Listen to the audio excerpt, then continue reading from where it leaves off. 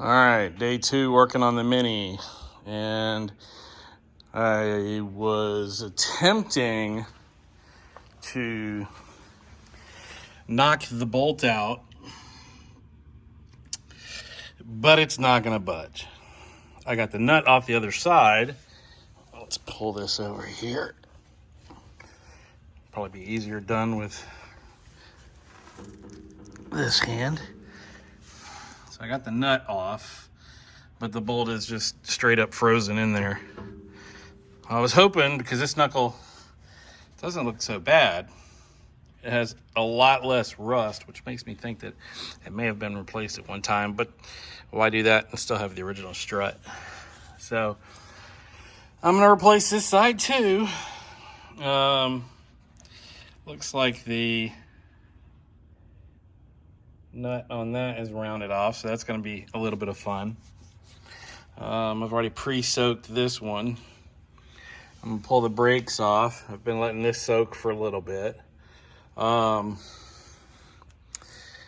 one of the things I forgot to do yesterday when I put the other coilover on was to go ahead and set the depth on the tube and match it to the other strut. Well, I've now dropped this one into the tube to where the bottom of the actual shock mechanism is even with the threads on the bottom, so we have full thread holding it, and then I'll lock this ring here. I'll probably end up having to break the bottom of the other one loose so I can turn this down so that the coil spring compression will be the same for both sides. That'll change how the car handles immensely, because this is how you adjust your preload for the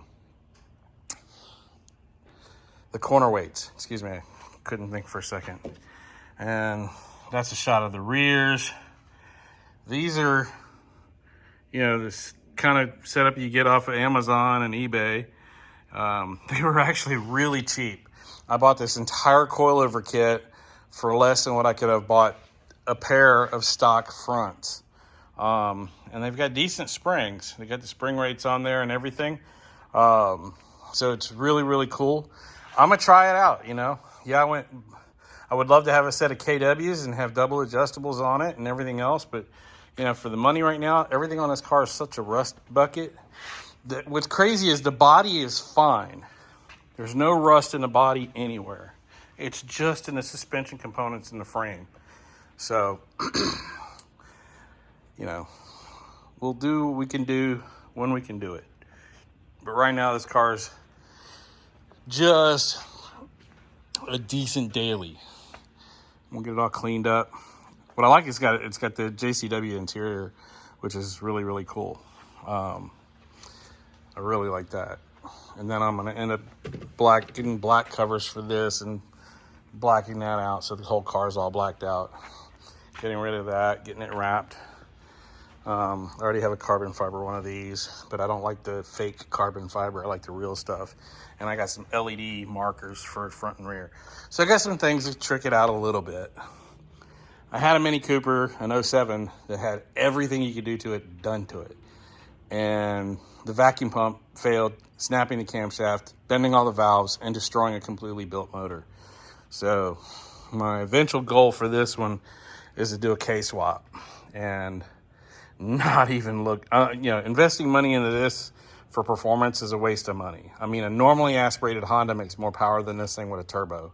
So this engine's junk compared to anything else.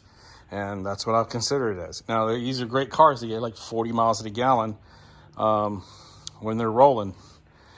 And they're fun as can be to drive. But they are a maintenance nightmare. And that's why I think the destination for this car is K-swap. All right, sometimes you just give it as much love as you can.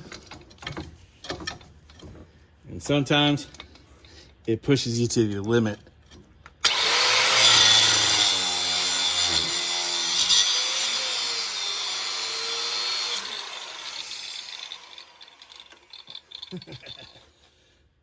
All right, I don't think that's gonna come out easily. Let's see if it's still gonna fight.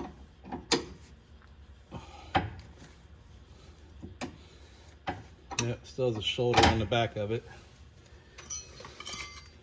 It's a good thing I don't have any fuel leaks.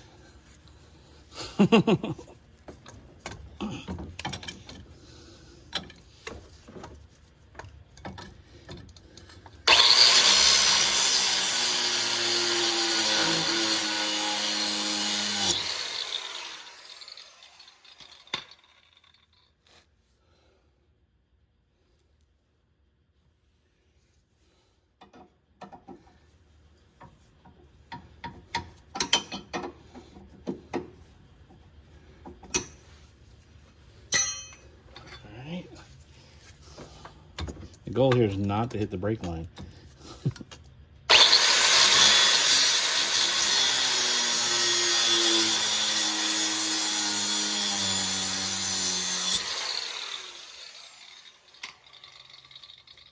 Alrighty.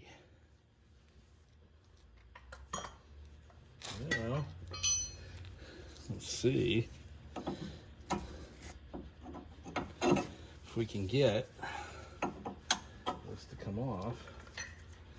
Well, of course, I'm hitting a spring, so getting it to come apart is not going to be all that easy. There we go.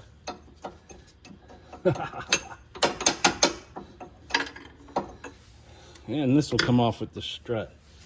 Done. At least we didn't burn anything up, right?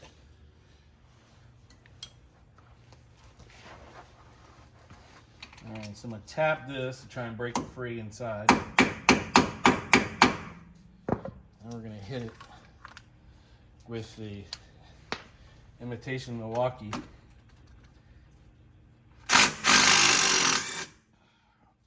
Look at that, how rusted that was on the inside. Using the little impact is perfect, but you got to give it a good tap first. And then now that will come apart. Actually, while I have that, now it'll be easier with the rotor off. All right. These 13 millimeter.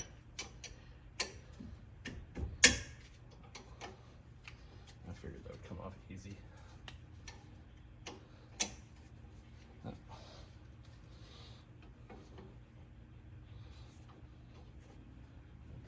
16. This is a 17 or an 18? Nope, just like everything else. Freaking 18. There we go. 13 on the outside, 18 on the inside.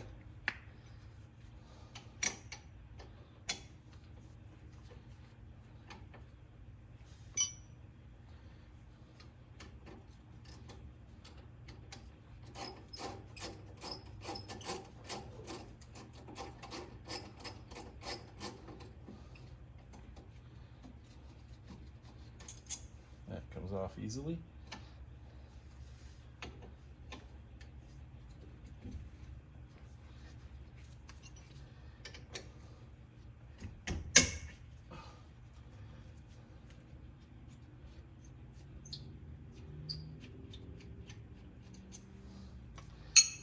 Was easy. Can I get that in there? Nope.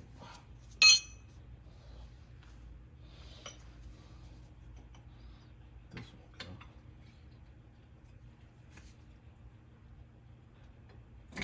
That pushes the piston back enough so this can go over here and hang out.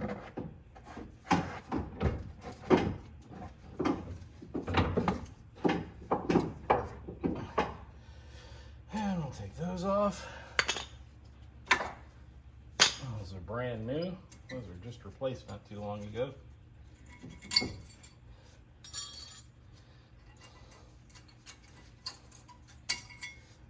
That off. Let's see, is there many a vehicle? No, you can't do it. Some vehicles you can pop that off without having to get that out of there, but not this one. I believe that's a 16 millimeter. It is.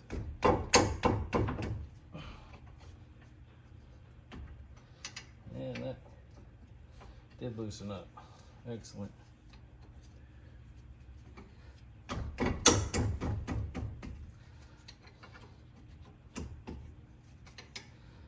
right.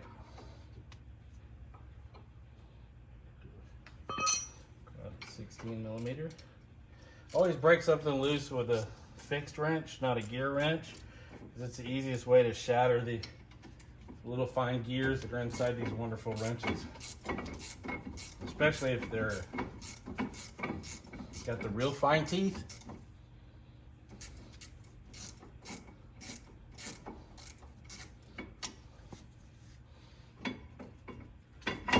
Stay on there, fool.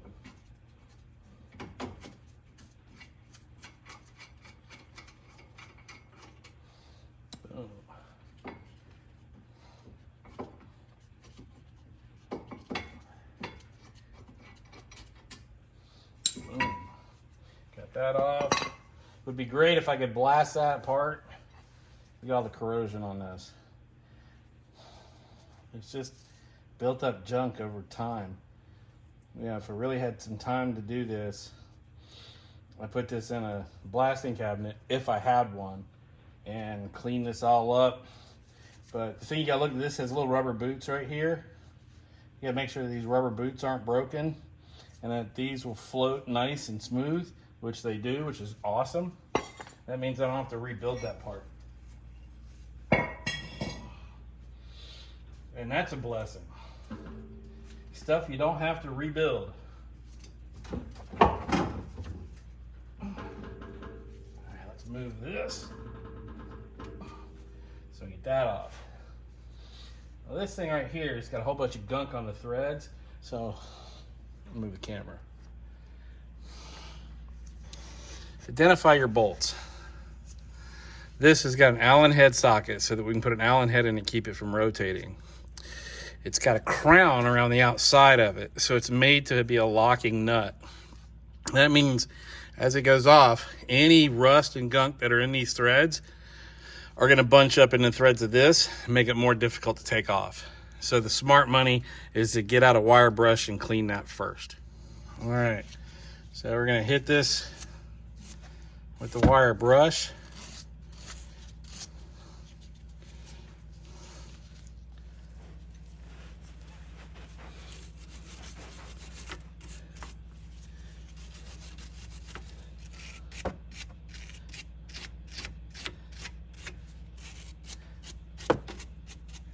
Get those really cleaned up, so I don't want to make more work. All right, wire brush done. Get a little bit more blaster. These new cans have got a valve on it so you can adjust how much PB blast, so you can just PB dribble instead of BB blast. It's worth its weight in gold. All right. I believe that one's 18 or is it 17? Yes, that's an 18.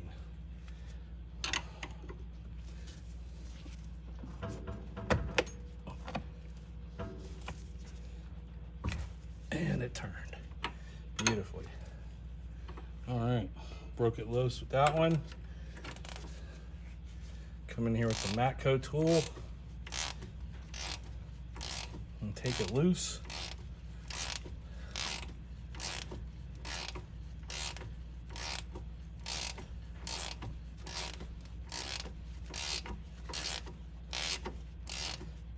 All right, I want you guys to see this. Even though I hit it with the wire brush, look at how much gunk came to the surface of those threads off of that. That's a lot. That's quite a bit. Look at that gunk. So even with cleaning it prior, it still had a bunch of junk. But now we can take the nut off.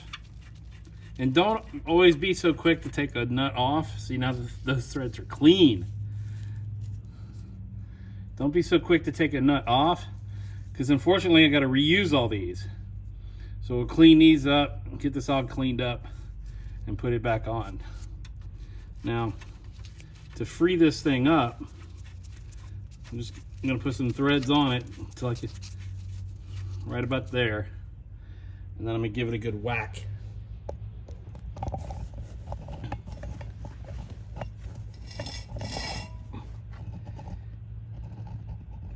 Again, the James method.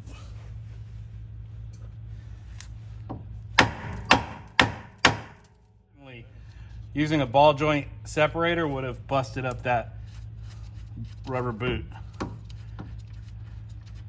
Then I would have had to replace that whole piece.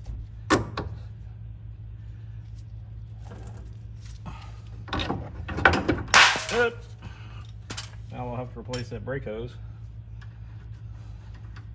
Put this on there to protect it. Oh, good, that actually reaches the ground. That's beautiful. All right, next one. Next one is the ABS sensor. We got to get this puppy out. And I've already pre-soaked this. That's going in real nice.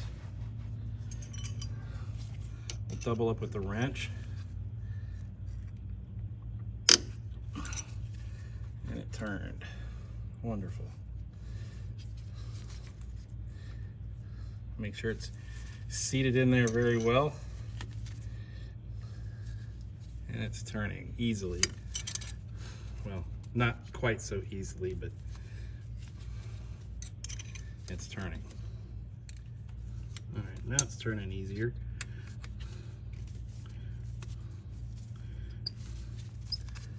I'm glad to see that these threads are coming out clean.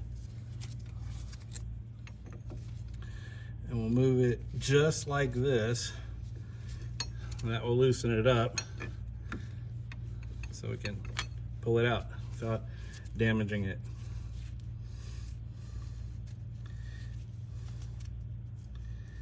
All right, it's got a little bit of gibbets on it right there, a little bit of wax or something. All right, now for the hard one. All right, since it's so cold in the shop, when I say cold, it's like 45 degrees, maybe 50 degrees. I'm gonna heat this nut up a little bit because it'll take a lot longer for the actual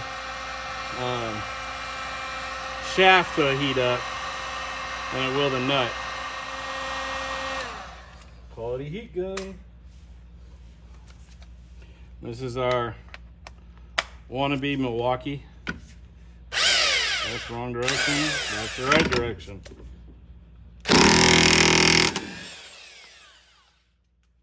See how easy that? Oh, that's hot. Yeah. Let's take this.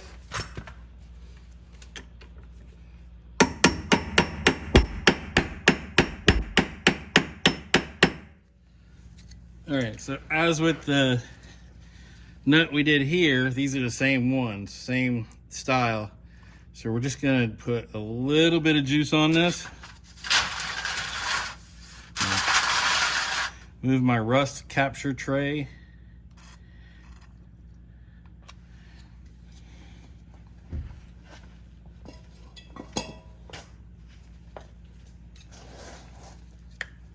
Let that soak on there a little bit.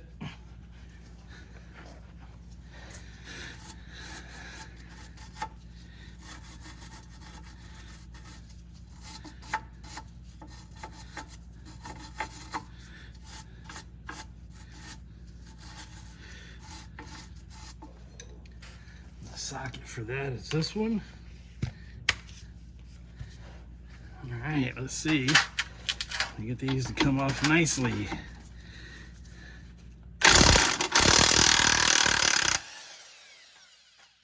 Yes.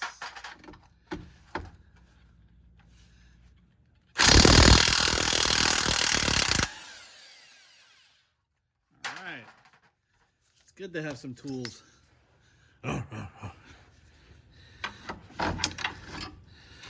All right, now that that's removed, this whole assembly will come out easily. We're gonna tuck this out of the way so it doesn't get caught when this comes down, because that's the next step. This thing is so badly rusted up. Look at this. There used to be a brake. Look at it. That used to be metal. It's nasty. The metal just flakes right off. Isn't that crazy? Here's a shameless plug for a battery charger that does everything automatically.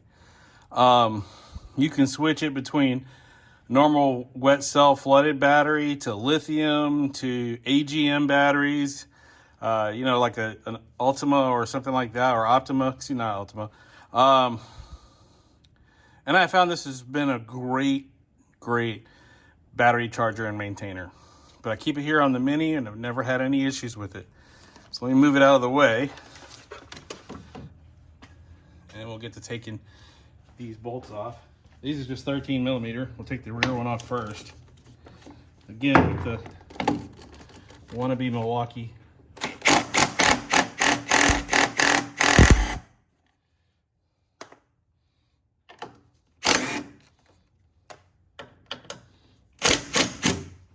And I'll reach down here. Let me share with you what just happened. All right, so I had thought that the axle shaft from the CV joint had cleared and traveled far enough out of the splined hub that I could pull the strut down, release it, and it would separate. I was wrong. So I put the nut back on it, smacked it with the sledgehammer a little bit, and it finally went a little bit. But that's what this tool right here is for. This is made to go right inside here to drift this the rest of the distance. And it has a pretty hefty weight on the end of it, so it can be smacked pretty hard and transmit that weight. A lot of times you get a punch and they're just small, and getting the center of energy to go through that punch is very hard to do. I don't know where my grandfather got this. I'm sure he made it. I wouldn't doubt it, but it's been a lifelong tool that has been invaluable in a lot of different things. And so now that's free, and I'll remove this strut. Should be just as easy as loosening this nut and letting it fall on the ground so it makes a big smash. But I'm not going to do that. Remove the nut. Remove this hunk of junk. This rusted POS.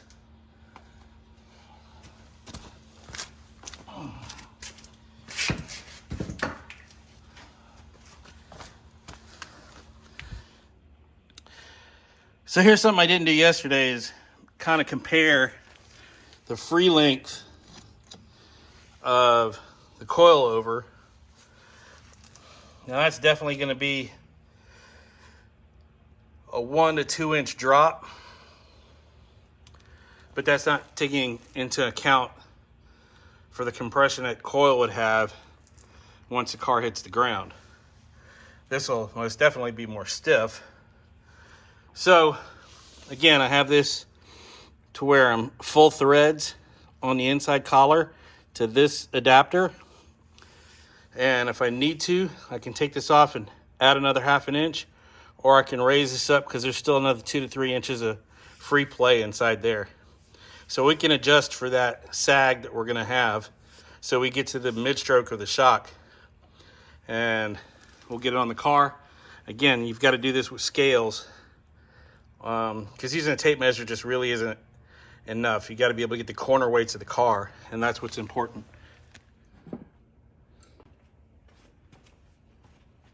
I'm gonna open this up here.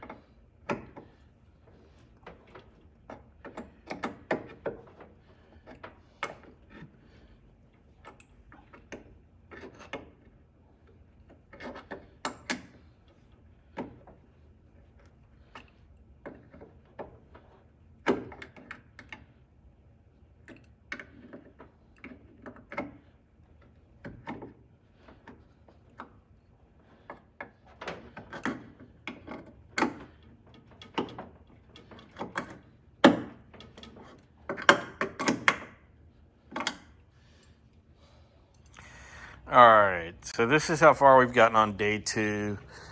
And what I've decided to do is to take this off, and I'm gonna just cut this off all the way around here, because clearly I can't get into doing the fine adjustments that are necessary even with bending that out. And that just looks janky as all get out. So I'm gonna just trim this piece here all the way around the outer edge. But what I also think I'm gonna do is, since there's so much length to this stud, and this is such a thin piece, what this really needs is like a strut brace that goes across.